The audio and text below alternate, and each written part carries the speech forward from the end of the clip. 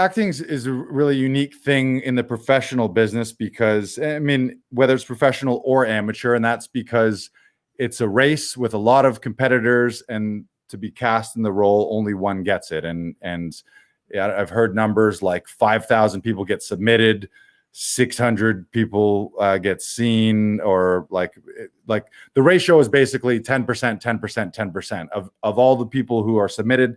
10% are either able to audition or submit a self-tape.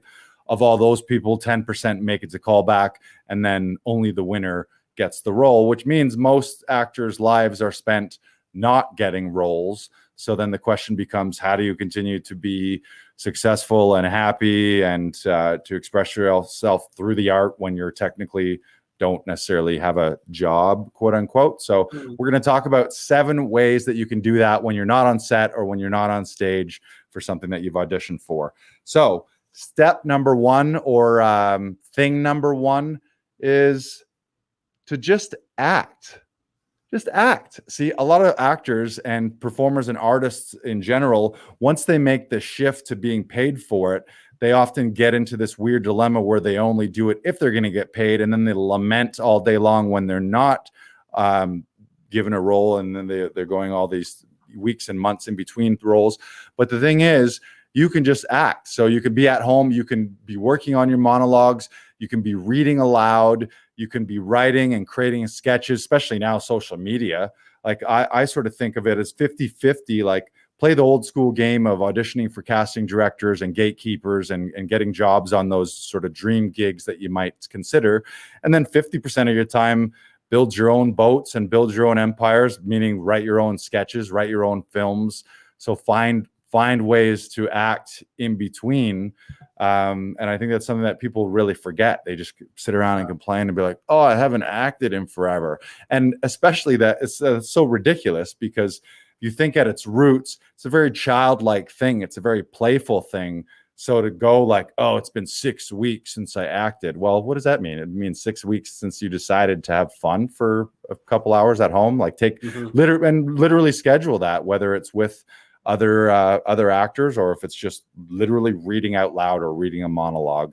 I'm just posting in the comments section right now a site that I like to go to for scene work. It's Acting Scenes. It should be on all platforms at this point.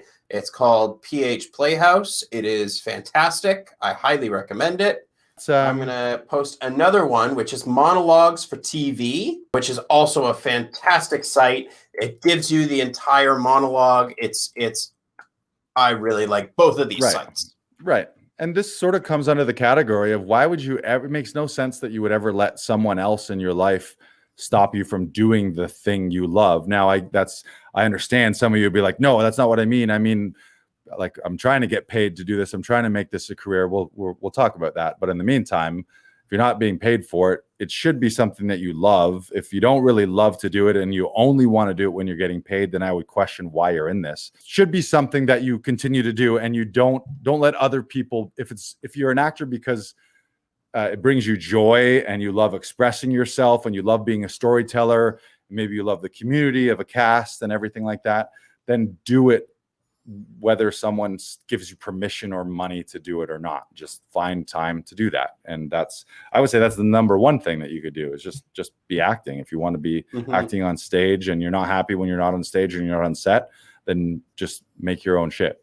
Yeah. Don Cheadle always says, like, script work is free. Read scripts, read what you can. Always be doing script analysis, so that you're always constantly working that muscle, because like you need to identify these things as quickly as possible. And so the more you're doing that, the more you're building that muscle memory for when you have the audition. So even if you have an audition for 6 weeks, you're ready to go because you've been doing the script work. You've been working on scenes. Again, as the more you love this and the more you're willing to do, the better things will be for you in the long run. And our acting coach, Tom Todoroff, one thing that he often says is monologues. People often ask, well, why would I work on monologues? I've never asked for TV and film to deliver a monologue. It used to be when you're auditioning for certain theater productions, that would be a pretty common thing to bring in certain monologues of varying styles. And what he always tells us is musicians have scales and rehearsal pieces that they can work on, and they do it over and over and over again. But actors, well, what is it? It's words, it's text, it's script. So, and especially something like Shakespeare, people are scared of Shakespeare often, or a little resentful for the old language, or there's a stigma towards it sometimes. But that's the kind of language, like if you can rip Shakespeare, then Tom always says you can rip the lawyer speak, the doctor speak, the technical mumbo jumbo, maybe the scientific sci-fi speak, like all that jargon, to have the voice and the breath work and to be able to score a text and deliver that much text. That's the stuff. And then often too, he says, if you're not working on that stuff, how would you ever expect, like, it just doesn't make sense, especially if you're still in a boat where you're not getting as regular auditions. If your auditions are kind of few and far between, say even 2 weeks or 3 weeks or a month, or some people, I've heard actors be like, oh, it's been 3 months since I got an audition. If you're still at that phase, then you got to be sharp when that comes along. It makes zero sense. Like, it makes zero sense that you would get that job after not doing anything for 6 months. It would be like any other profession. If you were to go out and hire a plumber and be like, okay, I want to hire a plumber, but first I want to give you a little test. So I put together this sink system or a toilet here, and I need you to do a little work. And one plumber hasn't touched a wrench in 3 months, and the other was doing it every day. Obviously, the guy doing it every day is going to do a better job at it because he's a pro, and all those muscles are right there. He's sharp. So I think that's the thing to do as an actor. And it doesn't matter as an actor or any other profession or any other art. It's like you want to stay sharp so that it's just there to call on a moment's notice. And the reason that's important is you get to a certain point where maybe it has been a little while and maybe you haven't been on set or on stage, but that audition that comes along could be the game changer that changes your life entirely, where it's 6 figures, 7 figures. It's the dream project, and that, people call it luck, but it's preparation plus an opportunity that comes along, and being the right, well-prepared actor for the right role at the right time, and boom, you never look back. So never be the person who you don't want to ever question after an audition, be like, oh, that was a huge opportunity. If I had prepared more, would I have really, like, could I have gotten that? You don't want to be doubting yourself on prep or just being rusty. So just keep it up, keep acting. Number 2 is study. And again, that goes for anything, no matter what profession or what art you're involved in.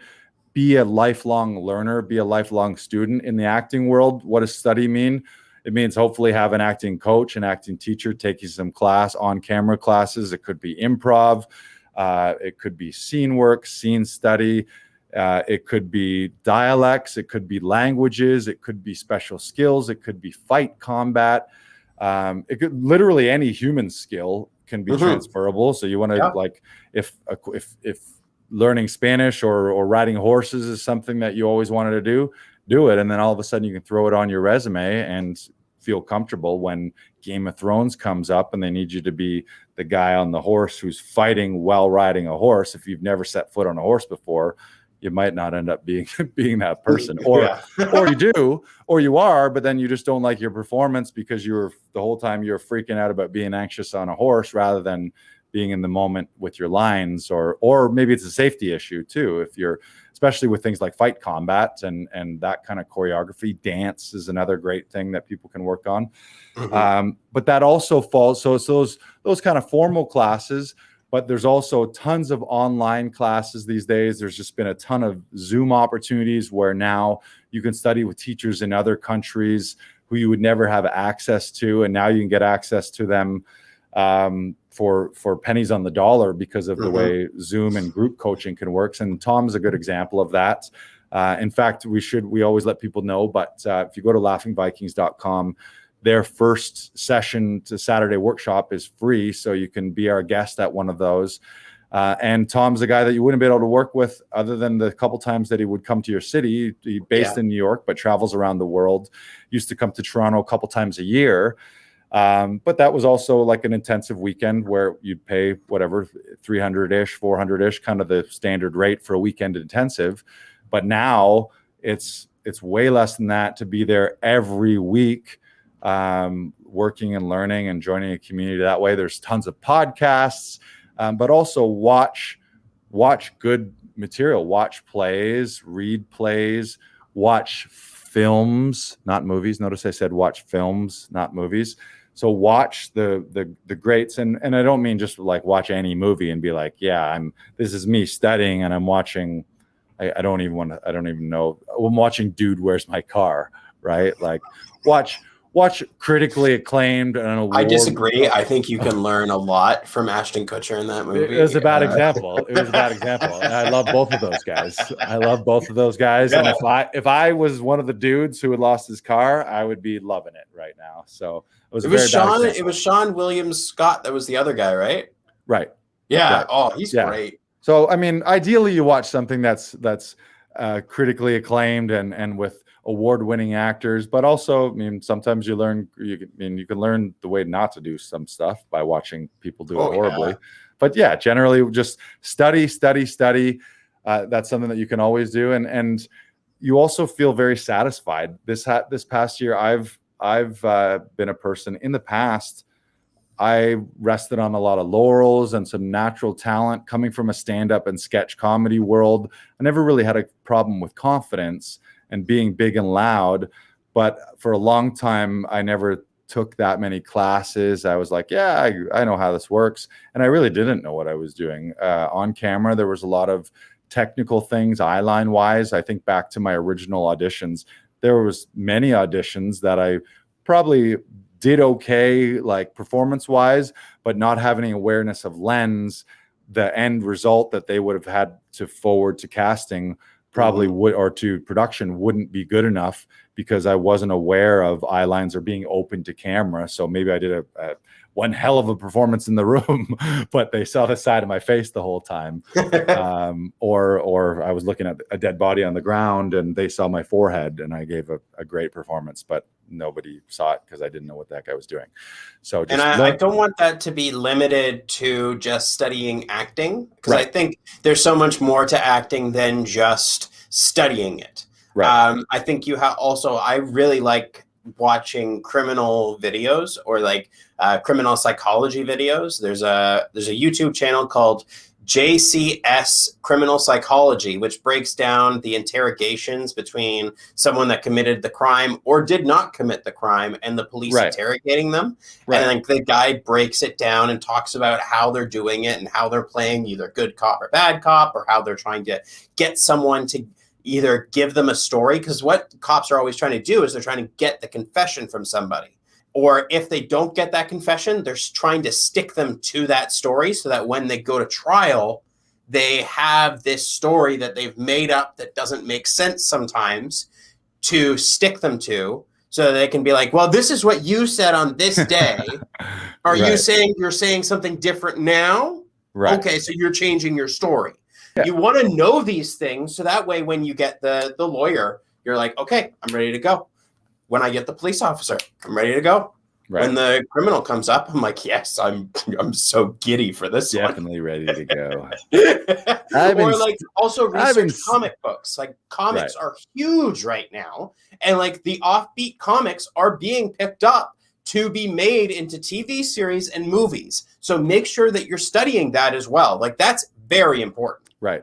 Yeah, I think if in your head you want to be in a baseball movie or whatever the world is of the film or project that you want to be in, the more you know about that world when that opportunity comes along, the better chance you'll have to get in it. So look at your dream projects or look at shows that are on the air right now that you would want to be in and watch a bunch of them, especially if they're ongoing. Like if it's something that's still shooting, especially if it's shooting in the city that you're watching, that you live in, watch the crap out of it so you know it inside and out. You know the tone perfectly. You know how big and or small actors may be in certain situations, or you just know the general vibe of it. And then even when you get in a casting room or when you are cast, you show up in production, you could be like, you'd be reading a script and be like, oh yeah, this scene's great. It reminds me of the scene in episode 11 and scene 2 where like, and then you're like, oh fuck, who's this guy? And then maybe you're so perfect for the world because of the study you put into your back study that what started as a guest spot or a small arc is now written in and you're a regular part of the show, just